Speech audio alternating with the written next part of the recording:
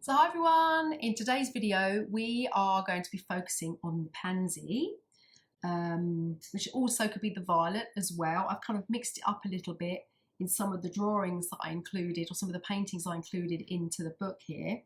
So this is still looking at fiveness, and this is the first bilateral symmetry drawing that we're going to be doing. So this is very, again, kept it very simple. We've got the step-by-steps inside the book here, and what's so amazing about the pansy flower, there are so many different colours. If you want to colour it in, there's so many different colours, and also it's so unique with the different markings that you'll find on the pansy flower, and you'll see some examples inside the book as well where I've actually drawn some different kind of shapes and sizes and different markings and different colours just for some inspiration. So if you want to go ahead and colour that, you can. Now I've actually included an extra PDF printable in this lesson that's not actually in the book, and that's a whole page of pansy flowers.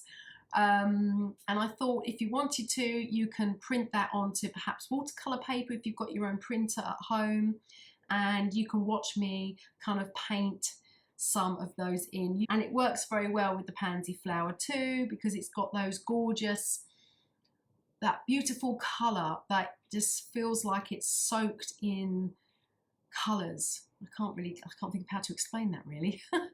But yeah, some beautiful colours, and they're really good fun to paint as well as draw.